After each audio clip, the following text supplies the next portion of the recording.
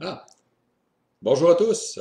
Ce matin, je vais vous parler des polyphénols d'olive qui réduisent l'impact du vieillissement, réduisent la poussée de l'organisme à vieillir.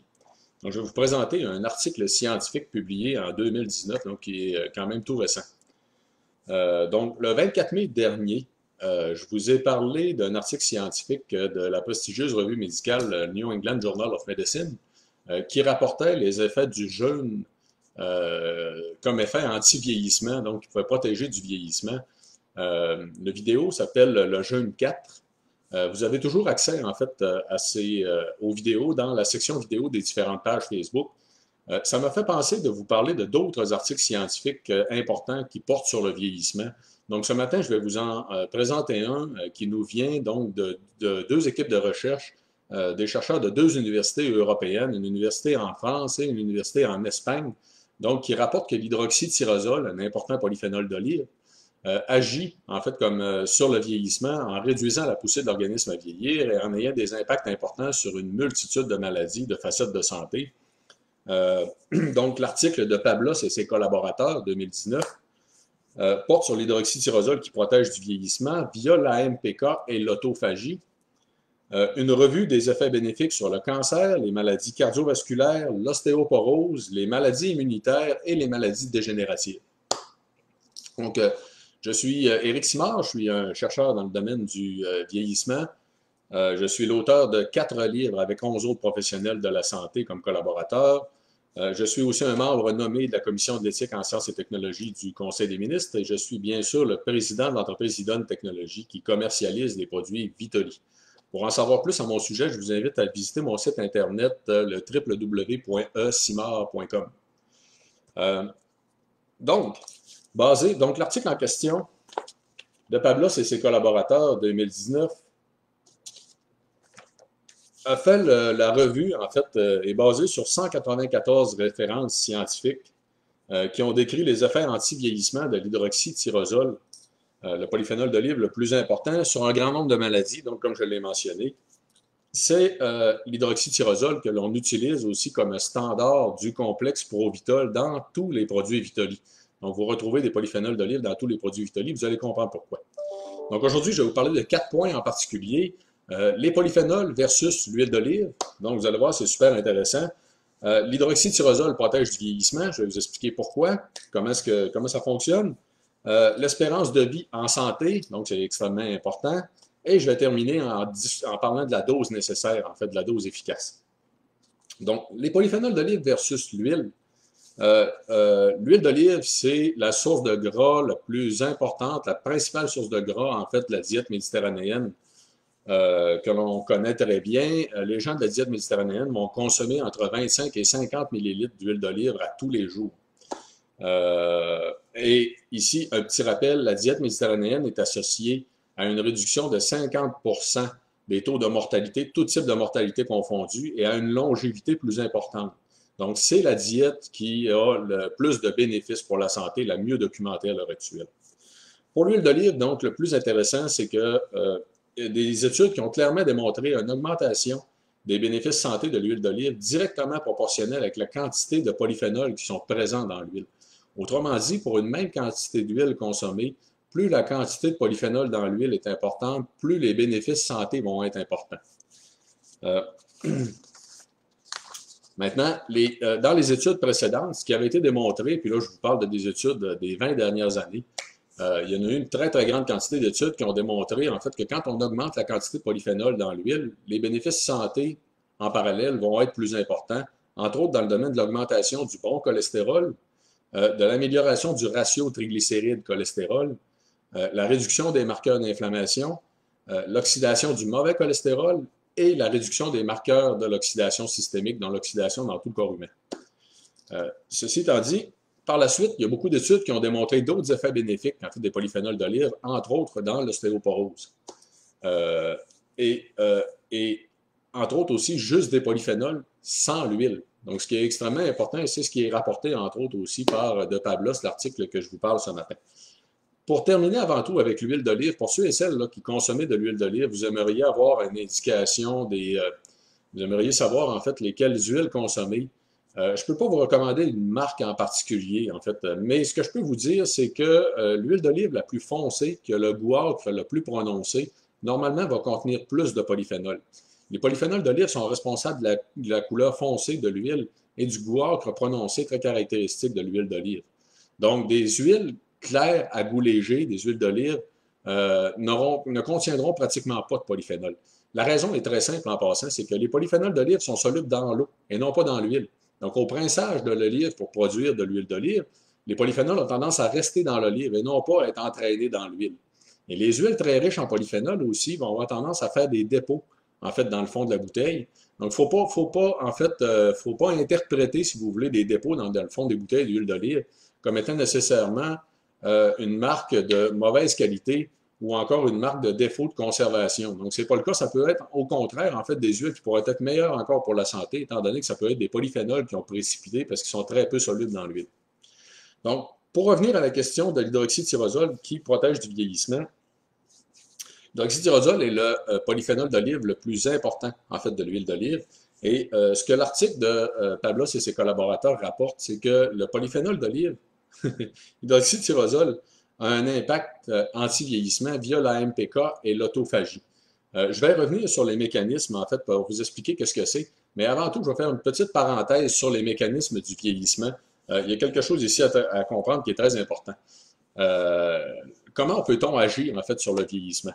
En fait, le vieillissement, c'est pas ce qu'on pensait il y a plusieurs années. Depuis ce que j'explique, entre autres, dans mes livres, ce que j'ai expliqué à de maintes reprises aussi en conférence, c'est que les mécanismes du vieillissement, tels qu'on le connaît aujourd'hui, la compréhension a beaucoup changé depuis 2010. En fait, et on a mieux compris ce qui se passait entre 2010 et 2015. Il y a une très, très grande quantité d'articles scientifiques qui ont publié le fait que le vieillissement n'est pas juste de l'usure ou de l'oxydation systémique. Ça, c'est pas vrai, en passant. Donc, la raison pour laquelle les organismes vivants vieillissent, c'est beaucoup dû au fait, en fait, qu'il y a une poussée d'organismes à vieillir qu'on appelle le vieillissement primaire, qui est relié à notre vitesse de développement. Donc, tous les petits organismes vivants qui se développent très rapidement vont vieillir très vite, vont vivre très peu longtemps. Une souris qui a juste 20 jours de gestation ne vivra pas plus que 3 ans. Tandis qu'un éléphant qui a 18 mois de gestation va vivre au moins 60 ans. C'est vrai pour tout le monde vivant, en fait. Donc, la vitesse à laquelle on vieillit est attachée à la vitesse à laquelle on se développe. Et les mécanismes fondamentaux du vieillissement, on les appelle maintenant le vieillissement primaire. Donc, on a maintenant ce qu'on va différencier du vieillissement primaire versus le vieillissement secondaire de l'organisme. Le vieillissement primaire, c'est la poussée de l'organisme à vieillir. Ça va réduire graduellement notre capacité de maintenance et de réparation, et ça va laisser apparaître des défauts à travers le vieillissement, ce qui va causer donc le vieillissement. Donc, au niveau du vieillissement primaire, donc c'est les mécanismes de poussée du vieillissement de l'organisme, tandis que le vieillissement secondaire, lui, est relié à nos habitudes de vie. Parce que c'est vrai aussi que, comme par exemple, un fumeur, le tabagisme, va faire en sorte de vieillir plus rapidement, ça va accélérer le vieillissement secondaire. Donc, il y a des façons, entre autres, de ralentir ou d'accélérer le vieillissement secondaire selon la qualité de nos habitudes de vie. Donc, on a deux types de vieillissement. Ce que Pablos raconte dans son article, donc dans l'article de Pablos et ses collaborateurs que je vous ai montré tout à l'heure, c'est que l'hydroxytyrosol va agir sur le vieillissement primaire, va réduire la poussée de l'organisme à vieillir via deux grands mécanismes qu'on appelle la MPK et l'autophagie. On peut regrouper dans le vieillissement primaire la poussée de l'organisme à vieillir selon 5 grandes facettes importantes qui sont rapportées. Donc, l'inflammation, les processus de réparation, la survie cellulaire, le recyclage au niveau cellulaire et la production des protéines. Donc, ce qui est rapporté dans l'article de Pablos, c'est que l'hydroxytyrosol, le principal polyphénol d'olive, le plus important, va protéger du vieillissement via la MPK et l'autophagie. L'autophagie, c'est le terme biologique pour le recyclage cellulaire. Ça améliore le fonctionnement des cellules parce qu'on va recycler tout ce qui n'est pas nécessaire à l'intérieur des cellules, tous les détritus, en fait, et les déchets qui peuvent s'accumuler avec le temps. Donc, l'autophagie, c'est le recyclage cellulaire. La MPK, lui, c'est un grand chef d'orchestre, si vous voulez, de mécanismes cellulaires attachés, entre autres, au développement, à la croissance, qui va ralentir la poussée de l'organisme à vieillir et va agir sur l'ensemble des facettes. Donc, ce que Pablos est en train de raconter ici, c'est que l'hydroxytyrosol va agir sur l'ensemble des processus du vieillissement pour réduire l'incidence des maladies associées. C'est ce qui m'amène en fait à vous parler du troisième point qui est l'espérance de vie en santé. Ce que je suis en train de vous expliquer, donc, c'est qu'il existe des mécanismes donc du vieillissement primaire, qui peuvent nous permettre, au niveau en santé humaine, de réduire l'ensemble des maladies, réduire l'incidence de l'ensemble des maladies associées au vieillissement. C'est ce qu'un important chercheur américain, Matt Kaeberlein, si ça vous intéresse, a appelé, lui, l'ultime médecine préventive. L'ultime médecine préventive, et ça, c'est publié dans Science, en passant, une des plus importantes revues scientifiques. Donc, l'ultime médecine préventive, c'est de ralentir la poussée de l'organisme à vieillir pour ralentir, réduire l'incidence des maladies associées et nous garder en santé plus longtemps. Donc, la réduction de la poussée de l'organisme à vieillir, les modulateurs du vieillissement primaire vont réduire l'incidence des maladies, vont nous garder en santé plus longtemps. Donc, il y a quelques molécules qui avaient déjà été identifiées jusqu'à maintenant pour avoir un impact sur les modulateurs du vieillissement d'organisme. Et vous savez, c'est mon domaine de recherche. La raison pour laquelle je vous en parle, c'est que c'est mon domaine de recherche comme chercheur. Les recherches que l'on fait avec l'Université Concordia depuis maintenant 7 ans, en fait, ont mené à l'identification d'un grand nombre de nouveaux modulateurs du vieillissement primaire. Les modulateurs les plus importants dans les modèles utilisés actuellement, c'est nous qui les avons découverts avec l'Université Concordia. Nous allons en annoncer d'autres, en fait, de ces découvertes-là vers la fin de l'été, début de l'automne actuellement. Donc, pour revenir à nos moutons, donc vous comprenez, pour ceux et celles là, que ça les intéresserait d'en savoir plus sur la recherche, allez voir la section recherche de mon site internet à www.ecimar.com, www.ecimar.com. La section recherche, vous allez avoir plus d'explications sur les recherches qu'on fait avec l'Université Concordia. Bon, pour revenir au papier de ce matin, donc, on veut tous, en fait, vivre plus longtemps, rester en santé tout simplement plus longtemps. De Pablos et ses collaborateurs ont passé en revue l'ensemble des études qui ont été réalisées à la fois chez l'animal et à la fois chez l'humain. Donc, je vais revenir pour la question des études cliniques tout à l'heure. Mais ou même au niveau cellulaire, l'ensemble de tous les mécanismes qui sont mis en cause ou qui sont utilisés par l'hydroxytyrosol pour améliorer l'état de santé.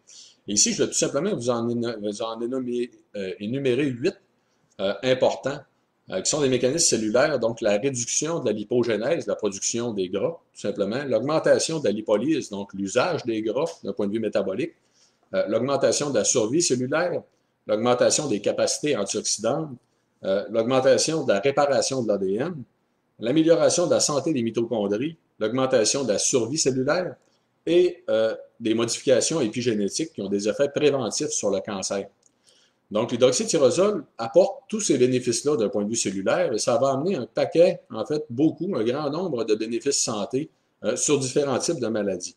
Et donc, par la suite, l'article de Pablos met donc en perspective ces mécanismes cellulaires-là qui sont bénéfiques en lien avec les applications déjà démontrées chez l'humain pour un paquet de bénéfices santé, donc de l'hydroxytyrosol et des polyphénols d'olive.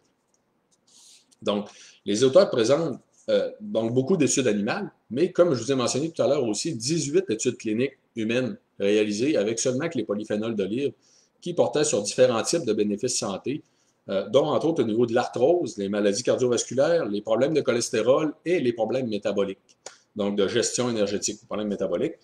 Et il y a d'autres études, il y a 2 autres études, en fait, puis 3, qui sont encore en cours actuellement au niveau de l'inflammation et du cancer du sein. Donc, pour aller montrer des bénéfices santé au niveau du cancer du sein en particulier. Maintenant, ce qui est très intéressant aussi dans l'article de Pablos, c'est qu'ils ont rapporté beaucoup d'informations aussi sur les quantités nécessaires de polyphénol d'olive pour avoir une idée de combien on devrait en consommer pour avoir les bénéfices santé. Vous savez, un des problèmes en santé humaine, souvent, c'est qu'il y a des études qui sont réalisées à des doses très élevées de certaines molécules qui sont des doses difficilement atteignables par la suite avec des produits commercialisés, en fait, ou des ingrédients qu'on va trouver dans le marché. C'est ce qui m'amène à vous parler donc de l'hydroxytyrosol, la dose nécessaire. Ici, ce qui est très faut comprendre, en fait, ce qui est très important en santé humaine, c'est qu'il ne suffit pas d'avoir une molécule. Il faut qu'elle soit de bonne qualité, il faut qu'elle soit à la quantité nécessaire pour permettre les bénéfices santé tels que démontrés en études cliniques. Donc ici, les études rapportées par de Pablos et ses collaborateurs sur l'hydroxytyrosol vont nous donner en fait une idée des dosages qui ont été utilisés dans les différents types d'études cliniques. Donc en premier lieu, ici, un petit rappel intéressant, L'hydroxytyrosol, j'en parlais beaucoup en fait à l'intérieur de mon premier livre. Il y a un chapitre au complet dans mon premier livre sur les polyphénols d'olive, si ça vous intéresse.